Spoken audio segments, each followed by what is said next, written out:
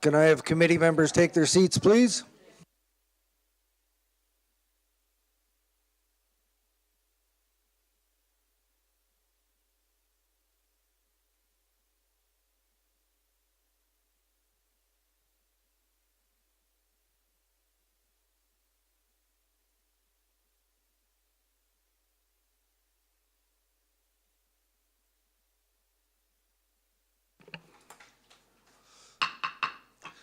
Like to call the regular meeting of the Electoral Area Services Committee to order. My name is Ian Morrison, your chair today. Just before we get started, I'd like to just note that this meeting is taking place in the traditional unceded territory of the Coast Salish people. I'd like to remind people around the table and in the gallery to please turn off or mute any of your electronic devices. And just like to quickly note that we perhaps take a brief moment to acknowledge and appreciate the efforts of our firefighters and emergency personnel across the province who are dealing with our firefighters, our wildfire and evacuees, and note that today the province of British Columbia has declared a state of emergency across the whole province. So there's a lot of hard work being done by fine people, and just wanted to note that. Turning to approval of the agenda, we have a couple of items. We have removal of R5. We have 2 new business items for your consideration. New business 1, report from Director Acton in regards to reallocation of a Community Works funding. New business 2 is soil deposit bylaw update from Mr. Blackwell, and apparently we might have an addition to closed session from Director Acton as well. That's what was that again? Mr. Conway, not Mr. Blackwell. We'll be getting a soils update from Mr. Conway. And we have a CSNB1 new business item for closed. Are there any other changes, additions to the Mr. agenda? Chair? Yes. You need to indicate what the type of item is for closed session? Bylaw enforcement. That'll Will work. that suffice? That Thank will you. I should also just note before we take a motion that there is an update to recommendation R3. I believe staff have provided us with just a change in a number on a setback, and we can bring that up at that item. So could we have a motion to approve the amended agenda, moved by Director Acton, seconded by Director Yanni DiNardo? Any further discussion? Seeing none, I'll call the question. All in favor? And those opposed? That motion carries. Next item, approval of the minutes of our August 1st meeting. Moved by Director Marcotte, seconded by Director Davis. And Mr. Blackwell, would you read the recommendation? The recommendation before you is that the minutes of the Electoral Area Services Committee meeting of August 1st, 2018 be adopted. Call the question. All in favor? And those opposed? That motion carries. Any business arising from the minutes, Mr. Blackwell? There's no business arising. Thank you. Now to the public input period. Everybody sees the procedure policy on the boards on the side and in front. Is there anyone from the gallery that would like to provide input to committee members on items on today's agenda? I'll ask a second time. Gone. Thank you very much. Next item, delegations. Any delegations today? Seeing none. Any correspondence?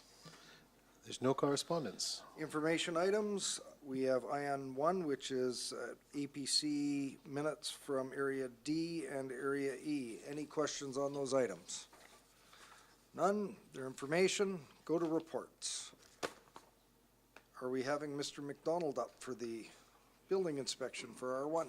Mr. McDonald, welcome. Thank you, Mr. Chair.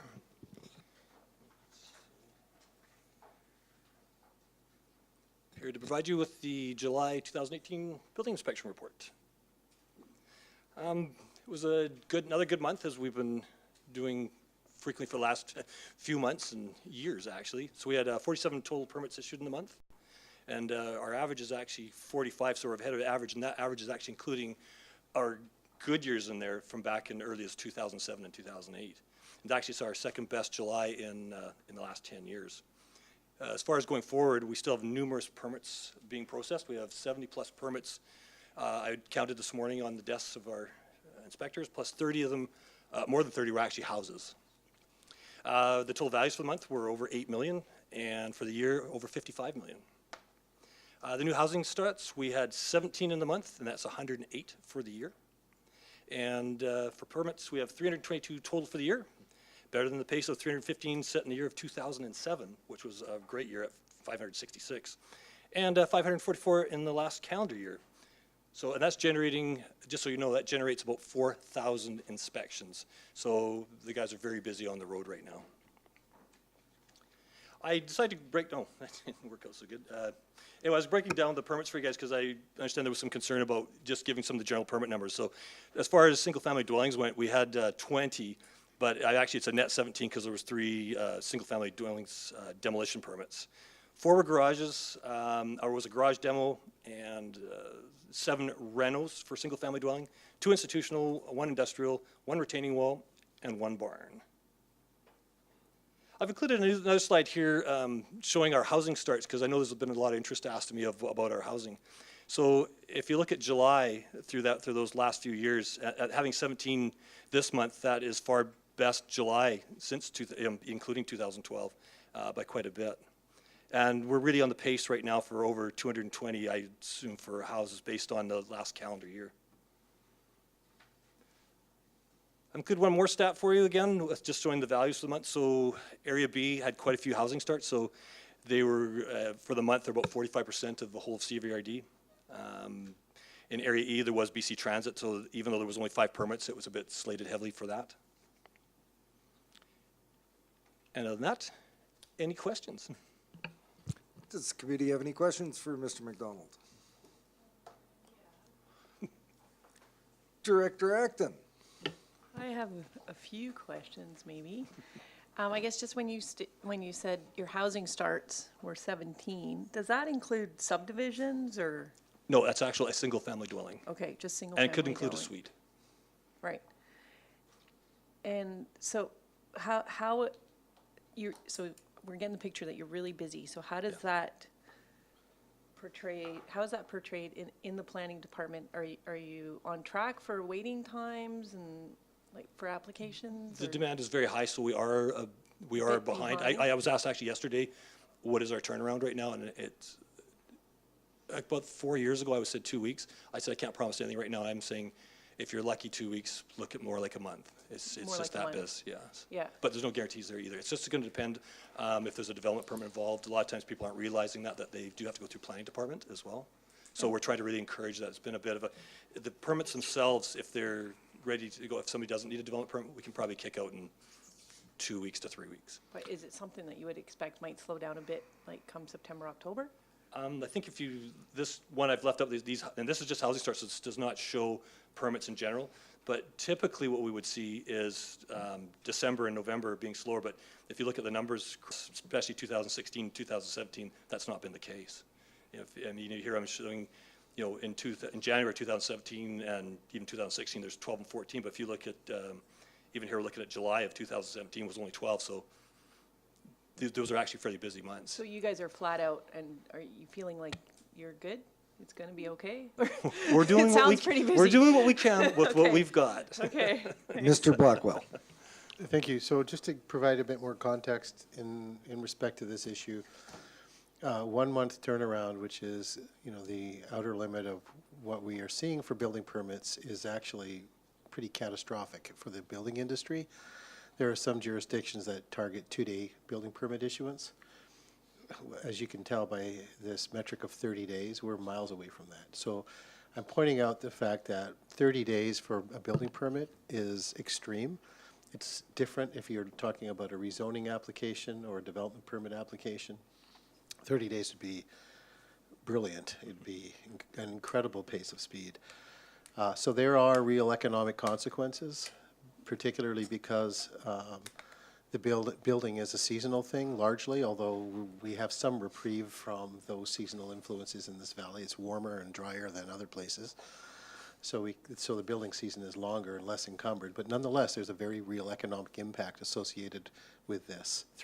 1 month is way too long. 2 weeks is far too long. But this is, to Mr. McDonald's comments, this is where we're at relative to the resourcing we have to work with. So from a staff perspective, from my perspective, it's completely unacceptable. But there's no way to, we've done all we can to minimize steps in the process, to maximize efficiencies everywhere possible. Now we're just faced with just sheer volume and the number of bodies available to deal with the applications. If I could add one point to that, generating a lot of permits in the summer does equate to the inspections that happen farther out. So obviously, once we generate a permit, the inspections sort of follow along, and you can find that 6 months after the permit's issued, you're running into a whole bunch of inspections. So that's taking away the time that takes to sit in the office and actually process the permits. So we run into a double-edged sword there. I've got Director Dory, myself, and Nicholson. Anybody else want to pose any questions? Director Dory. Thank you, Mr. Chair. You compared 2007, 2008 to the present time. Are there more inspections required today for a house than back in 2007, 2008, or were you around here at that time? I was here in 2008. Okay. There aren't typically more inspections, but they're more detailed, the ones there are. The code has changed. Seismic alone, and when we're dealing with framing, there's a lot more to look at. And so the inspections themselves are taking longer, just based on the code changes. Okay, thank you. Director Nicholson. Through you to Mr. Blackwell, refresh my memory, did we not talk about doing a review of permit fees with the idea of looking at whether we should be raising them and providing more staff to deal with this? Mr. Blackwell. Through you, yes, indeed. Permit fee review, and I mean comprehensive, is something we've identified for as soon as possible, but let's just say for the 2019 work plan. I would argue that there are some evident cases where the fees are not reflective of the effort that goes into processing the applications. Follow up? Well, I'm just wondering if this is something that we should think about speeding up, if it's such an issue. Might be one of those circumstances where the outlay of resources to study the issue can be recouped by a change in the fee structure. So perhaps that's an item we should consider. I don't know when would be the appropriate time to consider it, but Mr. Blackwell, any thoughts? Thank you. Yes. So this is really all a part of the kind of the budgeting process and preparation for next year's.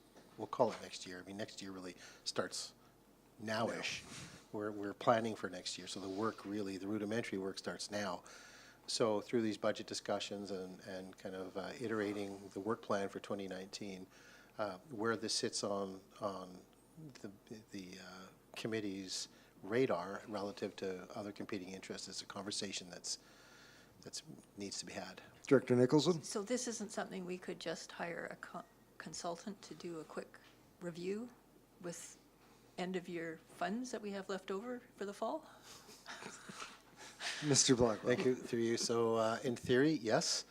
It takes a bit of time, though, to prepare an RFP, to release it, and so on and so forth.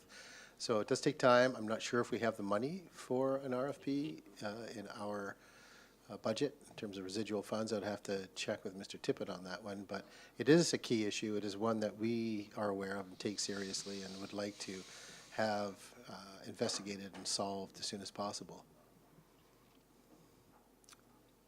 Again, go ahead. Well, I guess my position is we should stay on top of this and not let it go, because the longer we let it go, the worse it gets. So, you know, if there's anything we can do to expedite these basic issues, which are just about getting our regular job done, they're not about new things.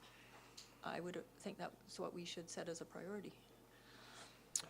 Mr. Blackwell, in that we've given some very preliminary guidance to staff on your department's upcoming budget, is there a possibility that some of the comments that you've heard today can be incorporated into some of what you bring forward in this upcoming budget season? Thank you. Yes, indeed. It's been pretty clear, I think, from the comments we've heard, that it is not only a priority for this committee, but it's also a priority for staff. So we will certainly be doing all we can to expedite this type of project so we can better align fees with the level of effort. Thank you. We'll look for it in our next budget discussions around these items. Just one last comment on my part. I am thrilled when the numbers for electoral area F break through 1 million, and sometimes we don't do it in a year, and to do it in July is great news and an indication that things must be pretty busy out there. So thank you for your report, Mr. McDonald. Thank you. One more, Director Acton.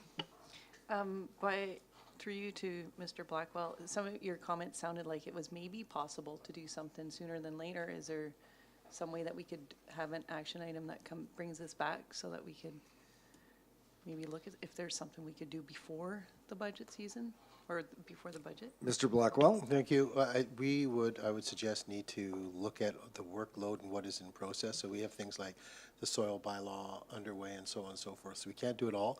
We have to figure out where we can best fit this in as soon as possible. So off the cuff, I can't tell you when that will be, but it is a priority, and as soon as we can possibly get that done, yeah, we will absolutely be bringing that forward.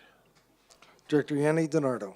So I think this is just another reminder for the board that we keep adding on top of the list of things, and we have basic things that need to be done in this building, and we keep going off into other things, which leaves behind our, the stuff that's important. And this has been one of the top priorities, but then we give staff other things to do. So it's just a reminder. Thank you. Seeing no more questions for Mr. McDonald, thank you very much. Next item, R2, Ms. Rondeau.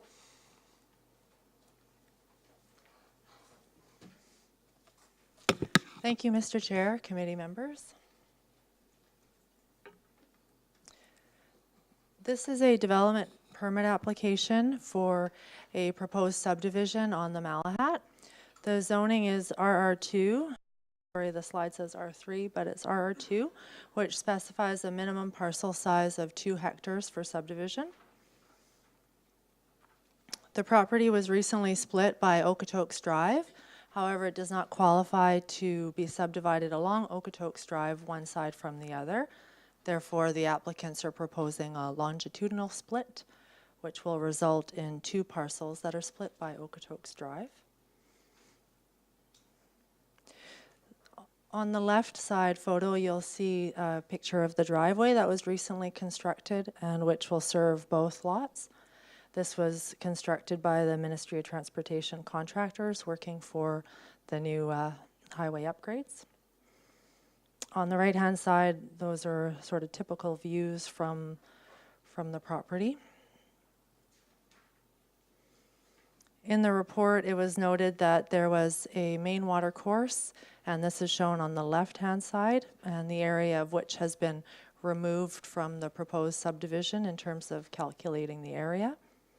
And on the right-hand side, there's a photo of the decommissioned highway driveway where the applicants have planted an apple orchard. So a geotechnical report has been prepared for this subdivision, as well as a riparian areas assessment. And the results of that assessment indicated that there are no streams under the RAR on this property. And staff are recommending approval of the development permit, subject to the conditions specified in the reports. Thank you. Excellent. Committee members have any questions for staff? Director Dory. Thank you. Normally, when a road divides a property, a new road divides a property, it is eligible to be subdivided into 2 lots. Mm-hmm. Remind me what is different about this one that doesn't allow it. Ms. Rondeau. So in this case, the zoning bylaw subdivision regulations specify that each side has to be 1 hectare, which it would have met. However, the split has to have occurred prior to the adoption of the South Cowichan zoning bylaw, which Okotoks Drive, being newly created, doesn't meet that criteria. So in the general regulations, there's a requirement that the split of the property predate the zoning bylaw, which in this case it doesn't meet. And in making that bylaw, what did they hope to achieve? Was there something going on that, Yeah. that they don't like? Why did they do that? I think the idea, I can speculate that the idea would have been to allow subdivisions where, to prevent situations where a new road comes in and then now you're allowed, a person is allowed to subdivide. So I think it was perhaps just meant to authorize pre-existing ones, but to stop any incentive for creating split by the roads. I am dealing with a rezoning application in this area where it's going to public hearing shortly. And in that case, they're proposing to make an exception to this, to that regulation so that they can split one side from the other. But in my assessment, when I reviewed in preparing for that application, most electoral areas do have this same requirement that the split has to predate the bylaw. So that's consistent for most of the electoral areas with the exception of one. Okay. Good answer. Thanks. Director Acton. It's complete. Thank you. So this is, the neighbor came up recently, right? For That's the same- rezoning, yes. Oh, that's rezoning. Yes. So this applicant considered rezoning, but they have the area to do a conventional subdivision where it's just a split. Whereas the other one, they want to split one side from the other. Oh, okay. Yeah. And how many, remind me how many properties are up here affected by it? And could we just do are they all gonna keep coming up, applying? Could we just do them? Well, I mean, every situation is different. Not all of the properties have the amount of area of 1 hectare on the east, on both sides. I think, if I recall correctly, we figured there may have been 4-ish. But with the rezoning, we didn't want to set a new standard necessarily because we wanted to have the opportunity to discuss with the applicants appropriate amenities and sort of look at the site specifics of their application. But yeah, an option would have been to do it sort of comprehensively, but that wasn't the staff's recommendation at the time. Seeing no further hands in the air, and would ask if the applicant is here and has anything to add, or does the committee have any questions for the applicant? The applicant's here. Do you have anything you'd like to add to the report, or? Please come up, tell us your name, speak into the microphone. We're live streaming on. My name's Richard Parker, and I have the property on the Mala. The purpose of the application is for my son. You know what it's like trying to get children into housing these days. So that's the purpose of the application, and so he can have a home next to his father and mother. Otherwise, I have no other comments. So. Very good, thank you very much. Turn to the director for the area. I'll move the recommendation. And seconded by Director Yanni DiNardo. Mr. Blackwell, would you read the recommendation, please? Thank you. The recommendation before you is 1, that development permit application number DP 18A02 at 155 Okotoks Drive be approved, subject to compliance with the recommendations contained within the professional reports regarding tree retention, riparian protection, and the location of the geotechnical engineer's approved building site. And 2, that the general manager of land use services be authorized to permit minor revisions to the permit in accordance with the intent of the development permit guidelines of OCP bylaw number 3510. Any further discussion? Seeing none, I'll call the question. All those in favor? Those opposed? That motion carries.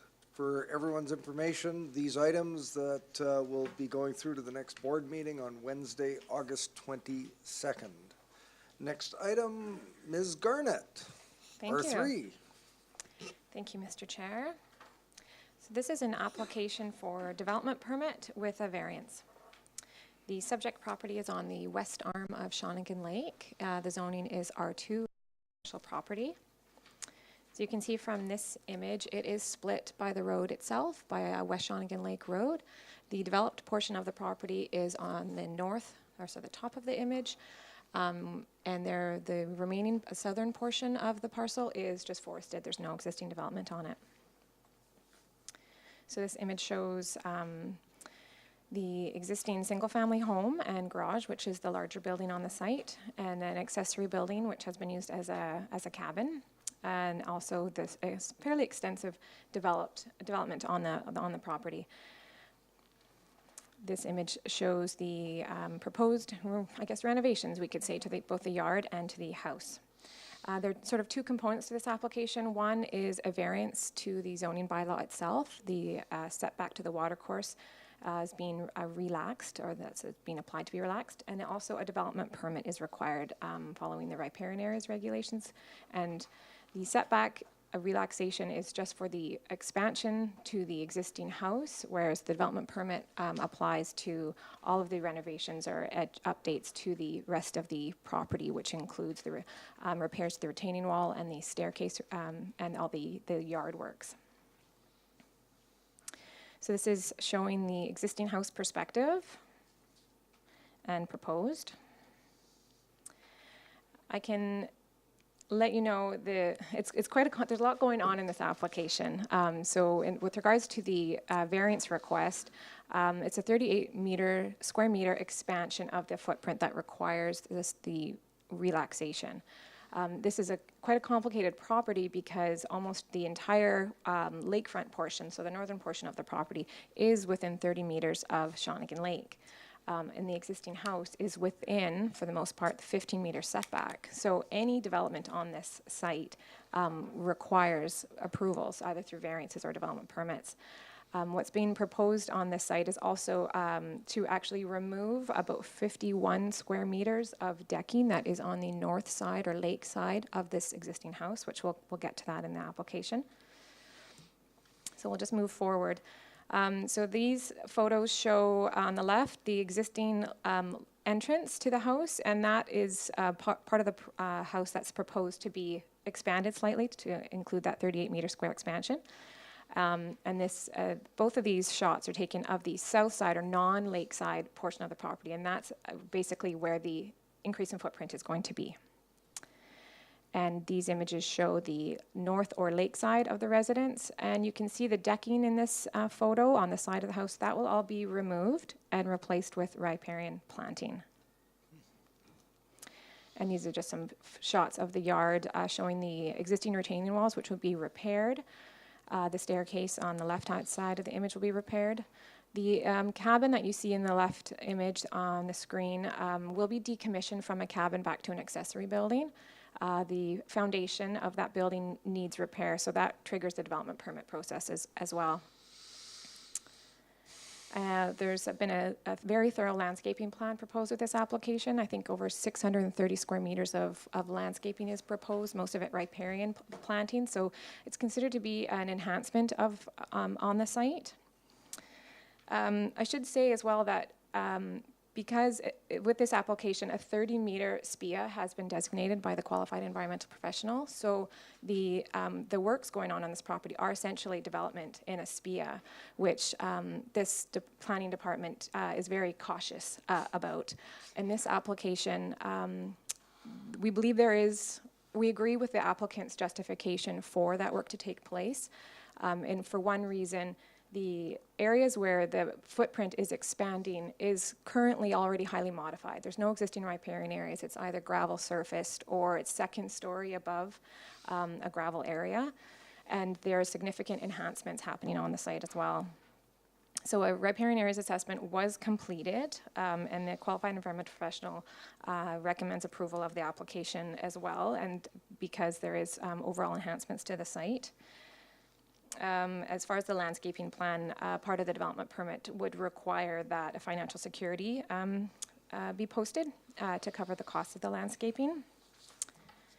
A sediment and erosion control plan has also been submitted. And so planning staff agree with the applicant that there is justification for the setback relaxation and the overall, due to the overall improvements to the riparian areas on the site. And so we recommend approval. And the note of clarification in the recommendation is with respect to part 2 on this recommendation. So it's to reduce the setback from 15 meters to 5.82 meters. Yes. Thank you. Thank you, Ms. Garnett. Director Yanni DiNardo, questions for staff? Oh, thank you, Chair, through you to Allison. I have a question on, I noticed in that picture invasive plant, the yellow iris. Will that also be looked at if there is any invasives at all? Is that part of the landscape as well? It's automatic that they'd be looking at that? I do not recall that off the top of my head. The applicant is here and can perhaps address that point exactly. Thank you. Director Dory. Thank you. In the addition, is there another bedroom added? And is that your department? Does that go to the building department? Ms. Garnett. So normally, I'm not too involved in the interior renovations that are required. With the expansion of the footprint, what we're looking at is a second-story window overlooking the garage, an expanded entranceway, and then a second-story deck. So the expanded footprint is not triggered by an addition of a bedroom. So what I was getting at was the septic system. Usually if you add another bedroom, Right. there's an increase in the volume of a septic tank and field. But Yeah. if it's not in the application, we can't even talk about it. Just to clarify, I mean, the applicants have submitted their overall plans. They also, so we are aware of that, and the building permit process will look at that. Aside from any changes to the number of bedrooms, which again, perhaps the applicant can address, they are planning to upgrade the septic system on site and relocate it further away from the lake as well with an improved system. So that will be an overall enhancement to the site. Mr. Blackwell. Thank you. If I could, I just want to caution that the internal use of the building is irrelevant relative to the variance question. What the committee has to consider is the specifics of the request before you, not details pertaining to how the interior of a building might be used. And the septic load and so forth, that's unrelated to the matters before you. There may be an opportunity through building permit process, depending on the nature of the details, as Ms. Garnett indicated, where that would interface, but this application doesn't contemplate those kinds of issues. Next I have Director Nicholson. I was just wondering about the trees, what trees were going to be cut down, and I was a bit confused on the plans. Ms. Garnett. Yes, good question. The trees that are going to be removed on site are right adjacent to Washawnigan Lake Road. So I'll try to find an image that shows that. It is within your application package, but I know there's a lot of materials there. All the trees are going to be replaced, but the trees that are to be removed are adjacent to the driveway. It's quite a dangerous entrance to Washawnigan Lake Road, so it will improve the visibility, and the trees will be replaced. With what kind of trees? I will have to refer to the landscape plan for that, or perhaps the applicant might know those details. We'll get to the applicant in just a second. Director Acton. Thank you. It sounds like a well-thought-out application, but the success to it is if the landscaping occurs at the end. So I'm curious about how big is the security? Ms. Garnett. Yes, great question. We have a landscape security policy. So if this development permit is approved, what we'll ask from the applicant is a comprehensive cost estimate of all the landscaping, including labor and materials. And then we ask for a security of 125% of the value of that estimate. And just before we get to the applicant, I just wanted to comment that this is an application with many, many moving parts, and it was very clear and concise. Obviously, the applicants put a lot of effort into it, but I want to also compliment staff on a very well put together, clear and informative report that's made it easy for for me to follow along and for us to do our work and make the decision. So thank you, Allison. And with that, can the applicant come forward? And I believe we have a couple of questions, and we'll start with the first one being, what species of trees do you plan to replace up along the roadside? Sure. So some of those, half of them will be vine maples, and then the others will be, I just have to pull up my plan. I believe it is. This is on the landscape plan, but it should be.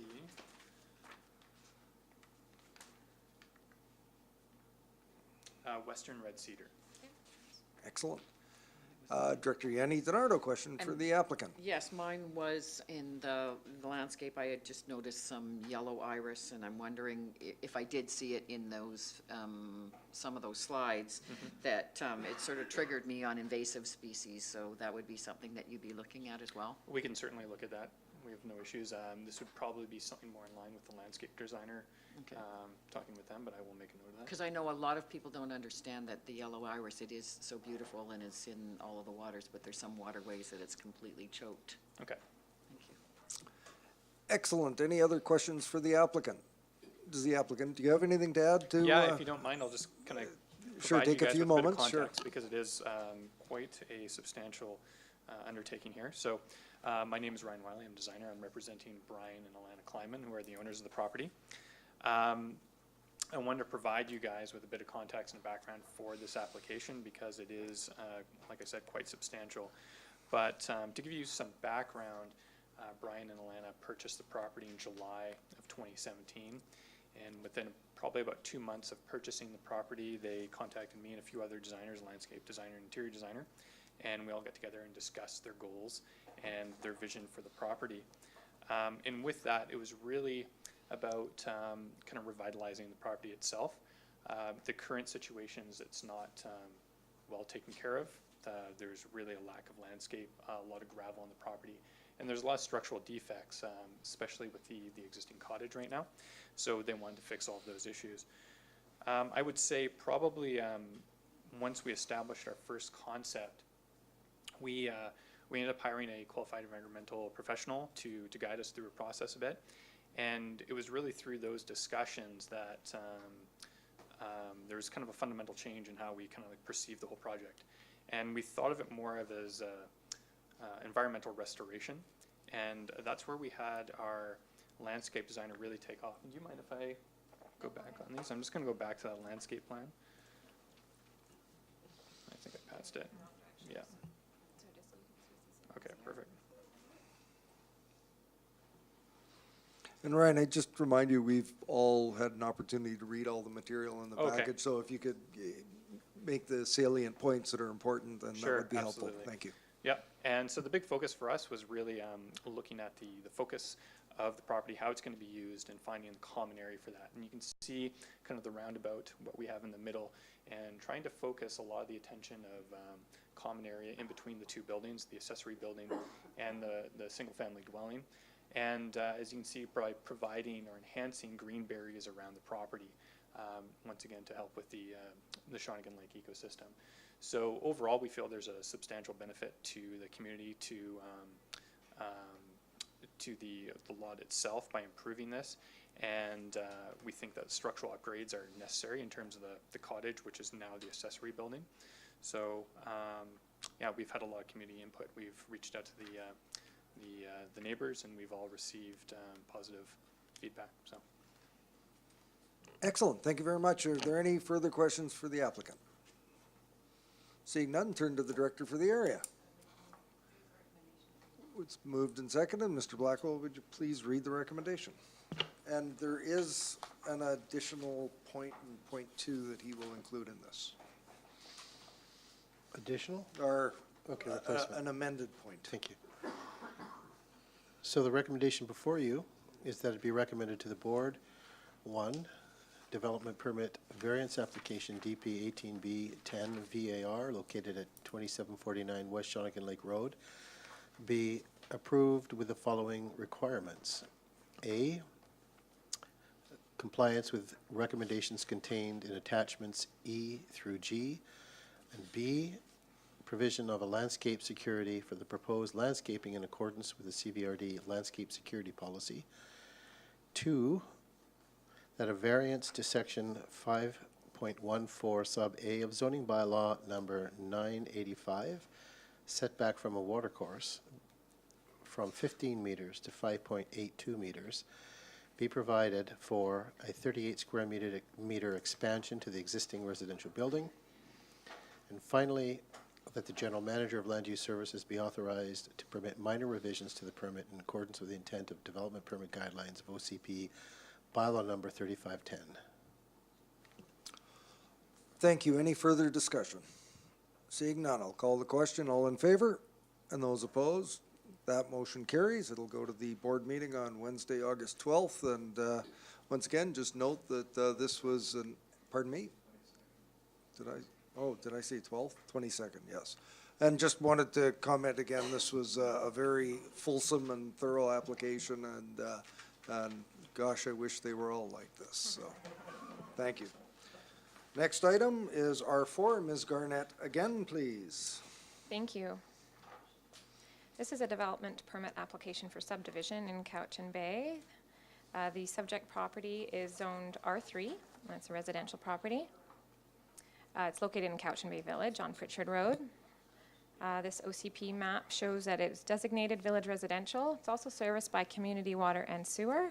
It's in multiple development permit areas for steep slopes, for critical bird habitat, and also general guidelines for environmental protection and rainwater management.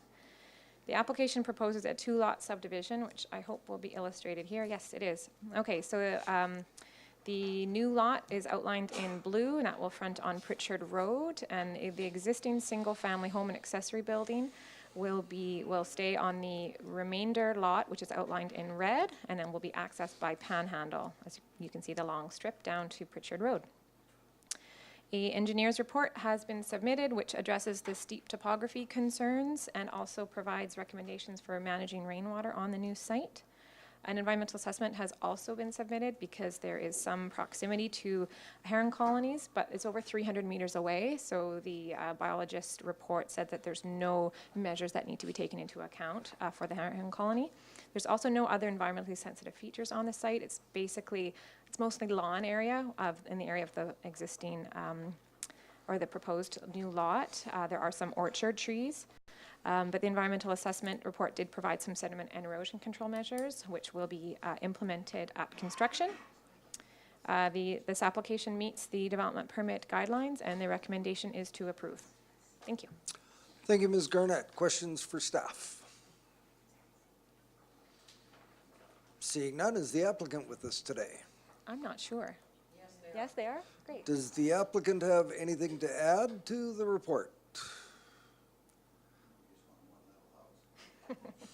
Excellent, thank you. So I will turn to the director for the area. Director Annie DiNardo, what's your pleasure? Thank you, Mr. Chair. I'd like to move the recommendation. Seconded by Director Nicholson. Mr. Blackwell. Thank you. The recommendation before you. For R4. Yeah, I'm missing a page. Here we go. Is that it be recommended to the board? 1, that development permit application number DP 18D11 at 1780 Pritchard Road be approved to permit a 2-lot subdivision. And 2, that the general manager of land use services be authorized to permit minor revisions to the permit in accordance with the intent of development permit guidelines of OCP bylaw number 3605. Thank you, Mr. Blackwell. Any further discussion? Seeing none, call the question. All in favor? And those opposed? That motion carries, and that will go to the Wednesday, August 22nd board meeting. Next up, R6, Ms. Soroka.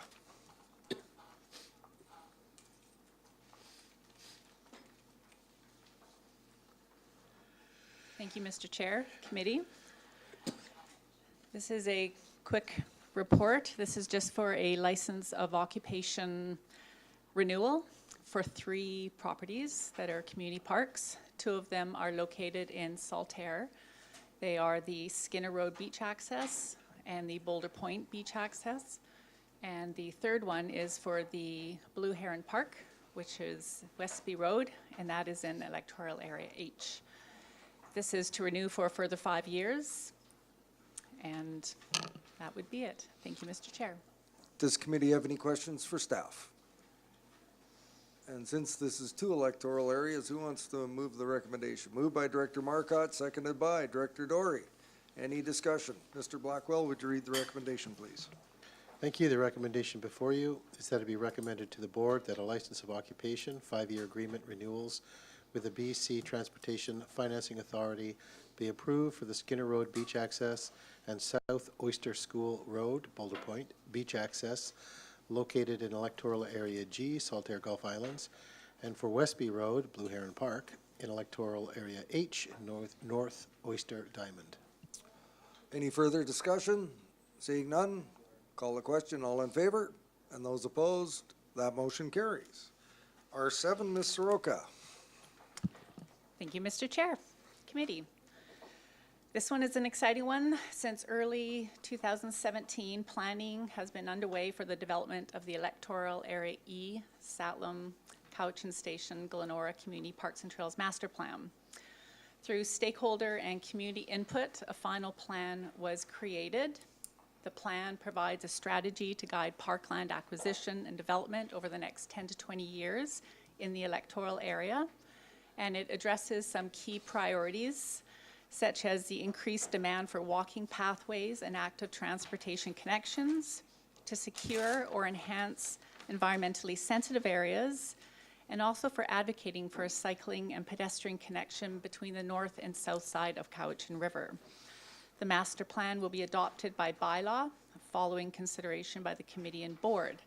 I would just like to note that on the attachment for the general recommendations, and that would be for the summary, there was a point, there's just a typo in there that mentions that we're setting aside 10% and then brackets 16%, so the word 10 should actually be 16. Thank you very much. Excellent. Any questions for staff? Director Dory. Thank you. Did you, Ms. Soroka, did you head up this master plan, or did you hire a consultant to do the plan? We hired a consultant, and that Yeah. was Lees and Associate, based out of Vancouver. Yeah. And how much did it cost, do you know? I don't remember the exact number, but it was in the approximately 45 to 50,000. Okay, thank you. I guess my quick question is, since F follows E, whether my electoral area might be next in line, provided we find the resources to do it. Rhetorical question. Thank you. Director Kuhn. Yes, this is not directly concerning this master plan, but I'm starting to wonder, are we going to have master plans for every area now? I thought we had a Parks and Trails master plan that covers just about everything. Now we go into individual areas and we hire consultants for $40,000 or $50,000. Is there any cap to our spending anywhere in sight? I gather that was a rhetorical question as well. Director Nicholson. I am really pleased to move this recommendation. And I think it's been money well spent. We spend an awful lot of taxpayer dollars on our parks and trails services. And if you don't have a plan, you're not doing your job well. I saw a seconder from Director Davis, I believe. Director Dory, a further comment. Yes, in these areas, they're very different philosophy of life, I think. Like Satlam seems to be quite a different community from Glenora or the other area, Cowichan Station. And so how did you get sort of a plan for, involving three different philosophical areas as well as three local areas? How did that work? How did you accomplish that? Ms. Soroka? We broke the area down into 3 sub-areas and almost a 4th sub-area, which was the Coxsala Business Park. So when we went through the public consultation, we had 3 separate open houses, one up in Satlam area, one in Cowichan Station, and one in the Glenora area. And so through that, we passed on all the information and received feedback from all 3 separate areas. And then through the plan, we actually broke the area down into recommendations for each area, because everybody had their own different views on what they would like in their sub-areas. One more. Follow-up? One more question. And when do we get to look at the plan to see what you got? The draft plan right now is on the website, Yeah. and it's under the Electoral Area E, Okay. under the Parks and Trails Master Plans. And the final one, once adopted, will be up on the website permanently under the adopted Parks and Trails Master Plans. Okay, thank you. So just for everyone's information, I've got a list with Director Kuhn, myself, Nicholson, and Davis. Anyone else want on the list? Director Kuhn.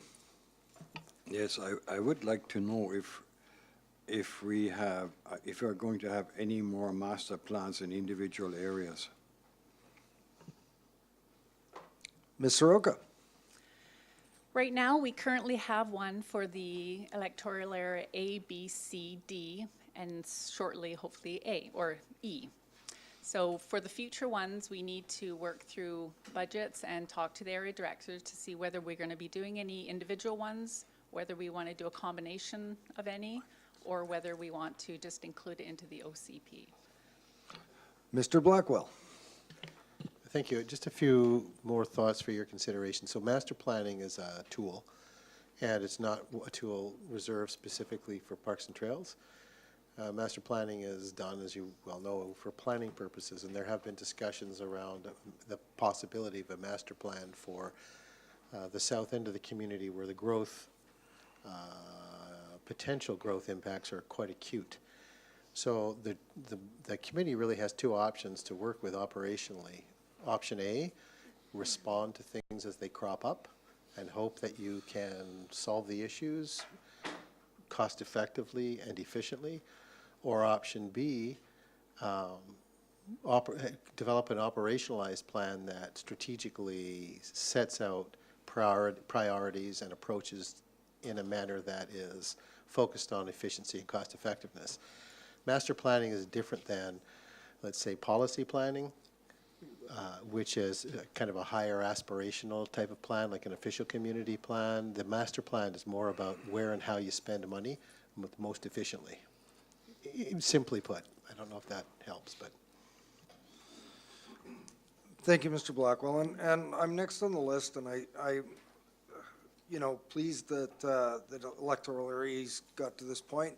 They've got this plan. I've been here long enough to see the work that's been done by parks and in other areas, but I think from where I sit, there's some logic to doing this, one electoral area to the next, especially with the neighboring ones, because in the case of electoral area F, we have about $150,000 budget that is requisitioned each year, and that we spend a fair bit of it on maintenance, but we are also the recipient of the occasional parkland dedication through rezoning applications, and we have found in the time that I've been here, orphaned pieces of parkland that have come in that really didn't seem to fit in. And that it makes sense to me, given that we spend an awful lot of money on our parks, to have a coordinated approach, not only within our own electoral areas, but those that might link up with our neighboring electoral areas. So this makes a lot of sense, because we're going to get opportunities for increasing our parkland, as I said, through rezoning, sometimes through specific purchases. And what I think is key and important in this is that our communities can participate in these plans so that they know what we're developing on their behalf, and key priorities of our communities can be reflected in these. So it is a tool that we can use in the development of our communities and the plans that we have for growth. Makes a lot of sense, and I would put up my hand to say I would like to see what opportunities electoral area F could explore to do a Parks and Trails master plan for my electoral area. So with that, on to Director Nicholson. I have 2 comments. I'd like to respond to Director Dory's question. What was really interesting about the whole planning process was that we found that there wasn't really a very much of a difference philosophically across the whole area. What is different is that there are not very many opportunities on the south side of the Cowichan River. In Satlam, there's lots of opportunities because there's been so much development and so much green space dedication. So there's lots of opportunities, and on the other areas where we have so much more ALR land, there's very little.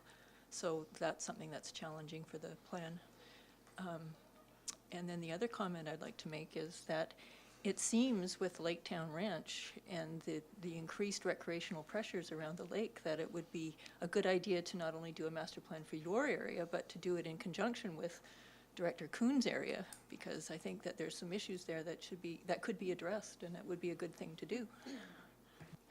Thank you, Director Nicholson. Director Davis. Thank you, Mr. Chair. And yeah, I was happy to see a lot of these initiatives that have been thought of and prioritized, especially the connectivity, like ENN Rail Trail that is on there from Duncan that could go all the way to Area C and hopefully even beyond. So it'd be easier to ride into town on a bike without going on the roads or the highway.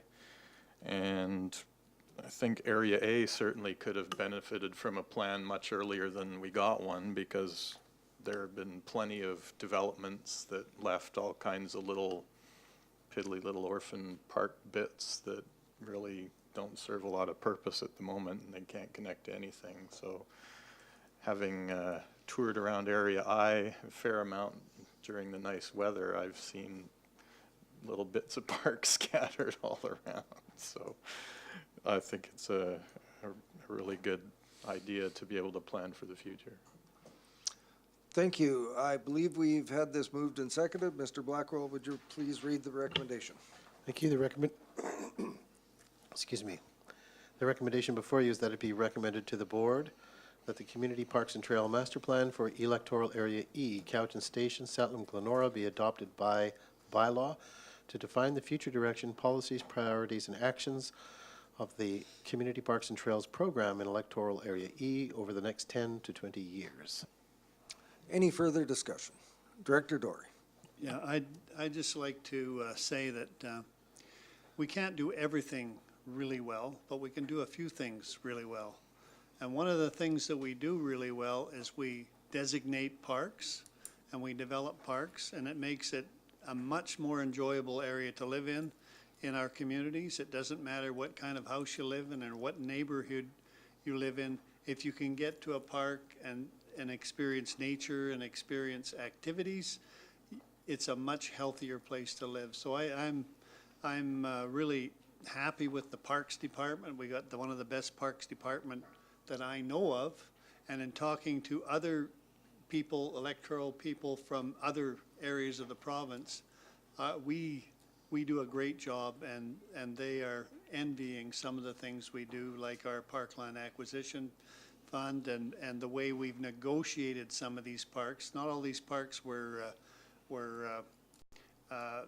required in a subdivision. Some of them were expanded above the basic requirement, and we're getting the basis to develop them into something that's really, really special. So I think this is a really good thing to do the planning and to make sure that we achieve our maximum benefit from the pieces of parkland that we do have. So thank you to the staff for doing a great job, and I think we're leaders in this area.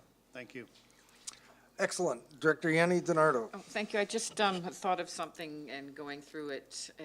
Is there any connection to Area E with Area D in the master plan? Ms. Soroka. Yes, there is a trail corridor that will go from the Trans-Canada Trail right through Glenora into the Coxalla, and it kind of comes down to where the Miller Road area is, and we're looking at some kind of a connection across into Area D, where in your master plan, or Area D's master plan, there is that connection on the old rail bed that comes to the highway. So to try to connect those two was one area that we were looking at. As well, the pedestrian overpass over the highway from Area E near the old school over to Parhar area. And Shasta Road is also another connection. Thank you. Director Kuhn to close. To follow Director Nicholson's recommendation there that maybe area F and I should work together on parks, I'm kind of spinning something in my head here. I think, oh, okay, maybe we'll build a bridge over the lake to have connectivity. Thank you. Call the question. All those in favor? Those opposed? That motion carries. Ms. Soroka, the last of your list of items, R8. Thank you, Mr. Chair. This is another simple one. We're just looking at applying for a permit to construct, and this is for Area G in Saltaire, for Saltaire Centennial Park. It's for an informal trail that has been used by the public that connects the park to Lytton Road. It has been informally used over the years, and we would like to now formalize it with the Ministry of Transportation. Turn to Director Dory. Yes, and we thought we owned this trail through time, that we've used it for 40 years, and we thought it was ours, and now we find out it belongs to the Ministry of Transportation, but we're willing to work with them and rationalize it, certify it, whatever it takes. So you're moving the recommendation? Yes. Seconded by Director Yanni DiNardo. Mr. Blackwell. Thank you. The recommendation before you is that it be recommended to the board that a permit to construct agreement with the Ministry of Transportation and Infrastructure be approved for a connector trail within an undeveloped road right-of-way between Lytton Road and Saltaire Centennial Park. Any further discussion? Seeing none, call the question. All in favor? Those opposed? The motion carries. That'll go to the Wednesday, August 22nd board meeting. Thank you, Ms. Soroka. Well done. Thank you. Mr. Dennison, R9. Thank you, Mr. Chairman. Glad to be here as always. We have before you a recommendation for the board to adopt 2 water conservation plans for Shawnigan Lake North Water and Saltaire Water. At this time, in order to apply for the Investing in Canada Infrastructure program, we have to have a board-approved water conservation plan for the areas for which we're applying. So we have those 2 areas that's already been gone through the system to apply for the Shawnigan area. It's actually Shawnigan Beach Estates, but it's the same area and Saltaire Water System. These conservation plans are required to be written and approved by the board, so we're bringing them duly forward at this point in time. Eventually, we hope to have all the other 17 water systems covered in conservation plans. And this is not to say that we have not been doing conservation. We've been doing a lot of conservation, but it's just not been in a written plan before, so we do have to formalize it at this point. Much of the information in the plans themselves is existing information about the systems and the demands and things like that. And most of what would be water conservation measures we've already undertaken or have underway. So for example, in Saltaire, we've had metering for a long, long time in client block structure. We've had an ongoing replacement program of the network to reduce leaks and things of that nature. We've been doing various forms of education, et cetera. So those things, we've had a toilet replacement program as well, and many things. So there's not, in these plans, there's not a lot of dramatically new items, but they do require the written plan, so we're going to do that. Eventually, though, as I say, we'll cover the other areas, and we'll maybe have some new initiatives at that point in the future. But for the time being, this is what we need to move along with so we can get our applications in. Any questions for Mr. Dennison? Seeing none, do we have a mover? Oh, Director Nicholson. I was trying not to be first, but. So I thought this was really interesting. And I think water conservation plans for all our systems are really important. And I also think it's an opportunity to engage the people in the systems, in the planning, to promote water conservation. And I wondered if any engagement in developing these plans had been undertaken.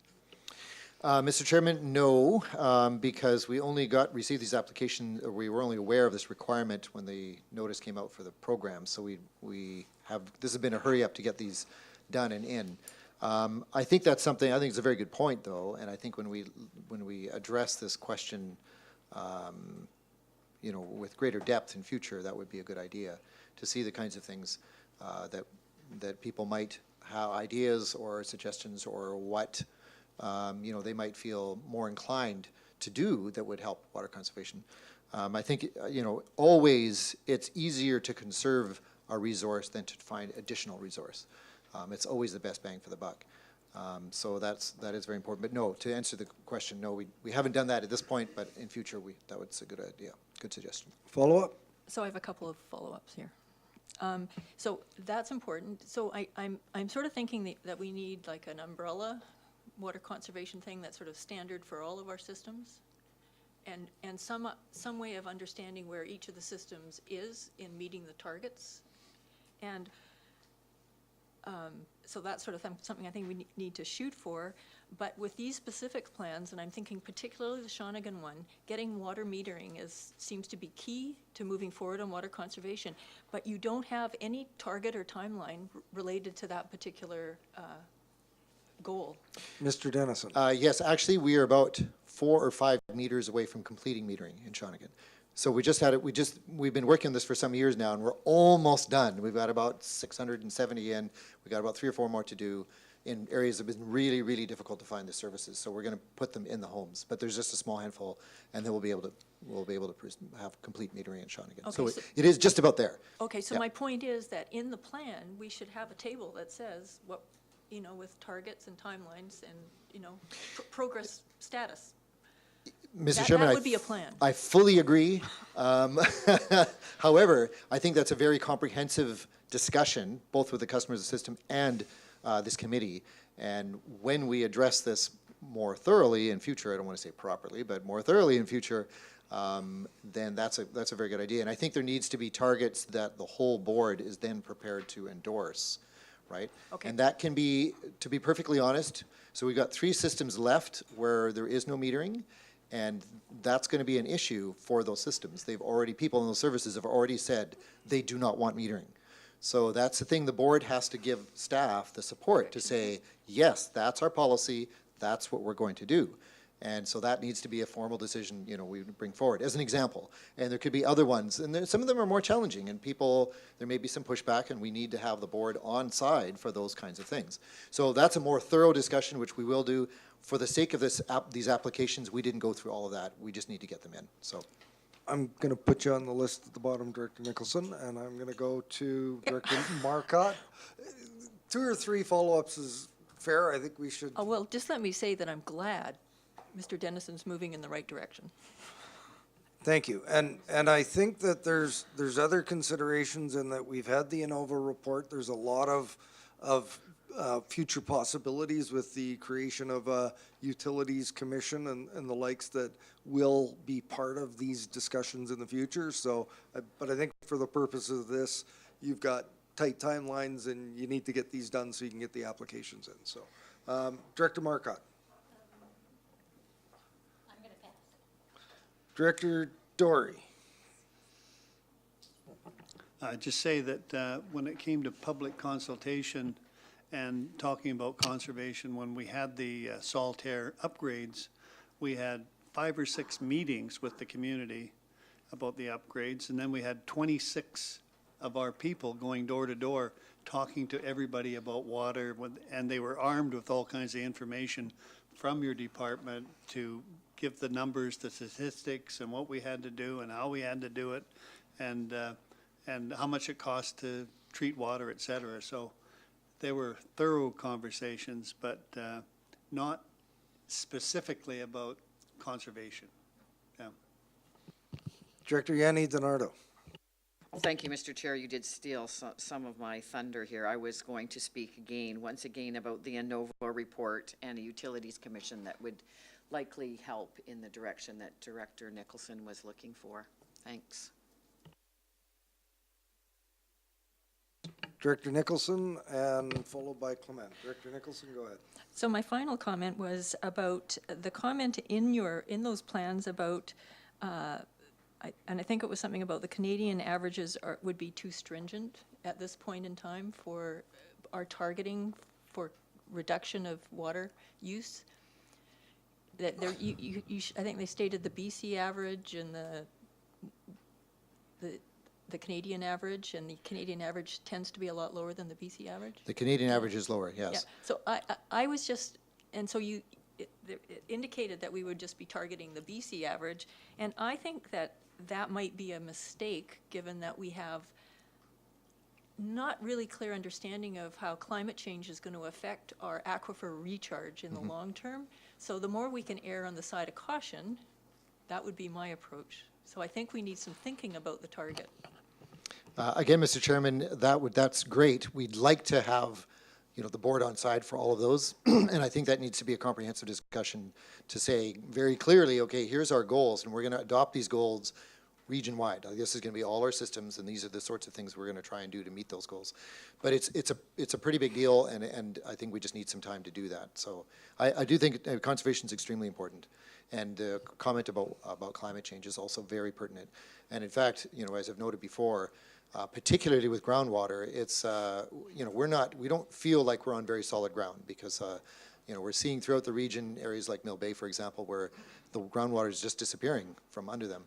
And a number of our systems as well, where, you know, certain numbers were produced according to the methodology by professional hydrogeologists, and those numbers have not been seen in the long term. So it's a complex issue, and I think really needs a thorough look.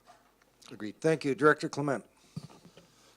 I'm just curious to know, along the vein of what Director Nicholson was asking about, if we are looking to have a water conservation applied to various systems throughout the whole district, is that something we want to talk about during the budget cycle in terms of allocating resources to those efforts? Possibly. I think, yeah, we'd have to, there's a lot of balls in the air right now. We've got a lot of infrastructure, long-term infrastructure issues. A number of systems have, you know, more immediate problems that we're desperately trying to sort as well. We'd like to do you know, take a good look at the conservation element and bring that in as well. There's going to be a lot, you know, for some of our systems for long-term infrastructure, we're looking at some very substantial increases in rates just to address that issue. And so you look at a system like, say, Shawnigan Lake North, where we're trying to meet 4321 standards, where we've got infrastructure problems as well, and they're growing all the time. We've had a bunch of leaks just recently. And, you know, and then we're also looking at conservation. And so there can be quite a stacking of issues to bring to our public all at once. So, you know, some of these we have to be very careful about how quickly we do that, how we need to inform them, get them on board. Because if people are looking at, say, a 50 or 70 or 100% increase in rates, that's a pretty big shock, right? And in some of our systems, we've had customers come to us, to our front door, and say, I just can't afford that. You know, senior people or whatever, limited income, and they just say, I don't know what to do. I can't afford it anymore. So there's a lot, you know, and possibly in the budget cycle, we'll kind of see how they play that out. I'm not sure about timelines yet for a comprehensive conservation plan. We'll try and match that, but eventually in the budget cycle for sure, but not sure when. And Follow up? I should have probably prefaced that with asking, in this case, you've required to have this plan put in place. Is this the first time you've been required to have a water conservation plan to apply for funding? Yes, that's new. Okay. But not unforeseen, because we've known that for grant funding and the likes for a number of years that they've, I guess, telegraphed the fact that we would be needing this sort of thing in place to be successful in making applications. Yes, Mr. Chairman, there's a number of these kinds of issues that are now part of the process that we knew were coming. So, for example, in the application, there's quite a few questions on asset management, and so it's great. We've got Austin; he's bringing that element into our responses, and it's fortunate as a regional district that we're kind of ahead of the pack on that.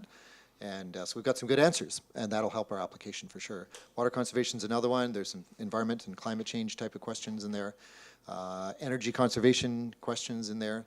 So it gets to be pretty comprehensive, and there's a lot of elements that we have to cover just to get an application in and be successful. Exactly. I'll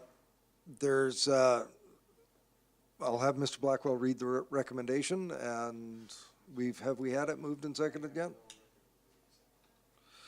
Do we have oh no.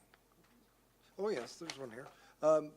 We need a mover and seconder apparently. Moved by Director Nicholson, seconded by Director Dory. Director Nicholson, did you have something further? Read the recommendation.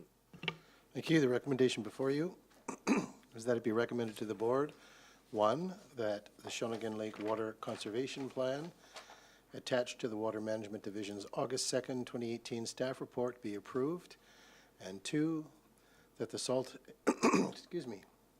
2, that the salt air water conservation plan attached to the Water Management Division's August 2nd, 2018 staff report be approved. It's been moved and seconded. Any further discussion? Seeing none, all those in favor and those opposed, that motion carries. Thank you, Next Mr. item. Chairman. Thank you, Mr. Dennison. Yes, one resolution, 2 items. Director Acton, beekeeping. I have a new hobby. No. I've been contacted about a few hobby backyard beekeepers, and in our area, in R3, residential 3, it's not permitted, but in R2, it is permitted. So in this day and age where it's actually really important to have bees and they're not viewed as dangerous or a risk of any sort, I would like to have it considered under perhaps urban agriculture, like a review of urban agriculture, perhaps in our harmonization of the OCP. So, modernization? Yes, right, because it is something that's new, and it's just like having chickens, backyard chickens, that kind of thing, so. Mr. Blackwell, is that something you can incorporate in the work already planned? Yes. Any further discussion? Director Kuhn. I support that. I like bees. Director Dory. I noticed my pear tree this year only has about 6 pears on it. My neighbor's has only got 2 pears on it. And at that time, there were no bees around early in the season. And we need bees that come out on the timetable of the trees in order to produce fruit. And also for agriculture, there's a lot of agriculture in our area, and if you don't have bees, it's really reduced. It doesn't stop all agriculture, but it's really a problem. So I think this is a good thing. The question is how big a lot, all that sort of thing. Staff will ask, you know, what is safe for bees and what isn't safe for bees. Really, Mr. Blackwell? Thank you. Any further discussion? Seeing none? Any unfinished business? Mr. Blackwell? No unfinished business? Okay, then next item, new business. And we have as NB1, can't read my own writing, better look at the printed. NB1 is reallocation of community works funding. I believe that's Director Acton. Would you like the hard copy? You got it? Oh. Okay. Well, I've got this one, the resolution I've got here. So we've been working on our community center, and we discovered that some of our funds are, community work funds are not allowed, so we're just making a little shift here from our signage. We had funds put aside for a new sign, and we're just gonna allocate some different funds for that. So I have a resolution for it, and is as follows, that it be recommended to the board that 50,000 of the Community Works Fund allocated to Area B, Shawnigan Lake Community Center, building improvements project be reallocated to Area B, Shawnigan Lake Community Center, signage replacement project. You're moving that? Yes, thank you. Is there a seconder? Seconded by Director Davis. Any questions? Seeing none, I'll call the question. All those in favor and those opposed, that motion carries. New business, item 2, soil deposit bylaw update. Mr. Conway. Good afternoon, Mr. Chair and committee. So I'm here before you to update you with respect to the soil deposit bylaw. In late 2017, the board gave first and second reading to bylaw 4147. And shortly after that, the bylaw was referred out to the Ministry of Environment. The ministry has to approve these types of bylaws, particularly where there's reference to contaminated soil. And when we eventually heard back from the ministry, what we heard was that staff were concerned with some of the language in that bylaw around how contaminated soils were being handled, and specifically they were of the opinion that the bylaw was getting into the regulation of contaminated soils and would either regulate or possibly prohibit the movement of contaminated soils within this regional district, and had some concerns about that. They did say at the time that ultimately it would be up to the minister to decide whether the bylaw in its proposed form would be approved or not, but they had pretty much indicated that they were not willing to support it without some amendments. And another thing that was happening roughly around that same time was staff had presented to this committee around an implementation plan for the soil deposit bylaw, and had identified some issues with the bylaw at the time that we felt needed to be adjusted before the bylaw was adopted to help with the implementation. And the committee and the board gave direction to undertake some amendments to address those issues. And since that time, we have been working on the bylaw. There have been very significant changes made to it. And we've consulted with our legal counsel on those, and have basically have the bylaw in a condition now where it's ready to come back to this committee. And at the next Electoral Area Services Committee meeting, we're planning to bring that bylaw back with a staff report. And at that time, we will go through the changes and the amendments that we're proposing to the bylaw. We think it's in a far better place than it was before in terms of being able to implement it. There's been a major shift in the focus to the large fill sites that are the real issue, and just a bunch of things that we'll go through in detail when we bring it back.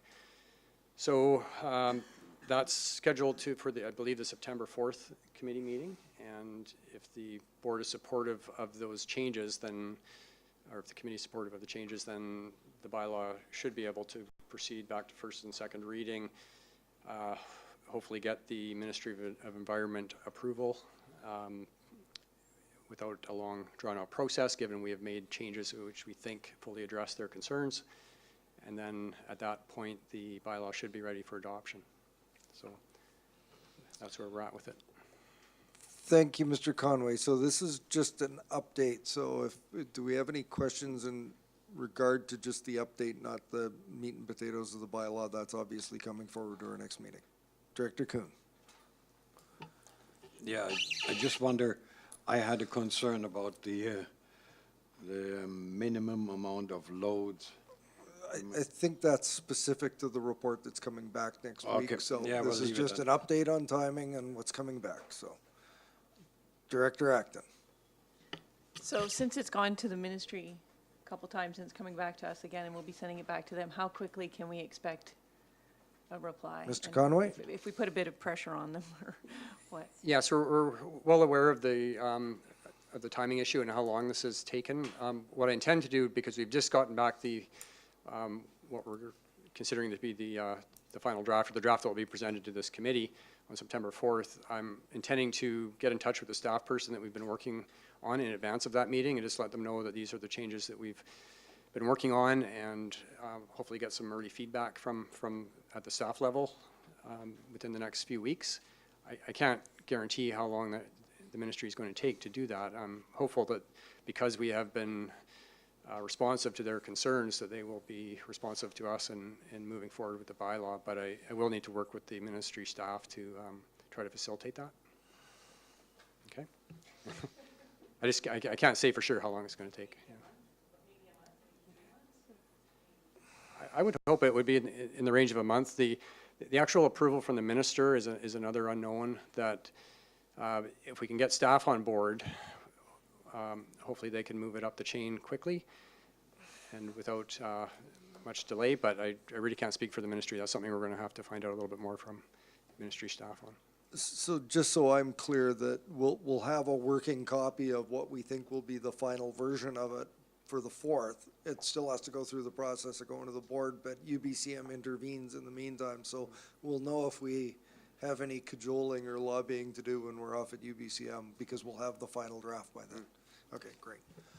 Any other questions? Seeing none, I think we are through the new business items.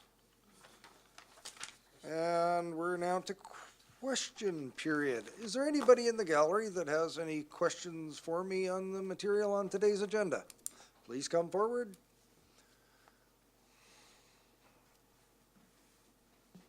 Thank you, Mr. Chairman. Just for my own clarification on the earlier section 8R1 regarding the fees, fee structure that was discussed here. That, as I understand it, there are no fees charged for these permits at the moment, and there was some discussion that maybe a study should be done on charging or getting a fee structure in place. Could we not? Let me stop you there. I think you misunderstood. We charge fees for building permits and the likes. It's a review of the current level of fees for the various permits. And there's no fees charged for those? No, that's what I just said. We charge fees for permits. Okay. The question is, do we need to review whether those fees are at an appropriate level for the services that are provided? Okay, so now I understand it. It wasn't very clear at the time. Thank you. Very good. Any other people have questions for committee? Got the nod that Cliff isn't, so I think it's now time to move to a resolution to move into closed session under the items listed in the agenda. Moved by Director Kuhn, seconded by Director Clement. All those in favor? Opposed? Motion carries. Take 5 minutes.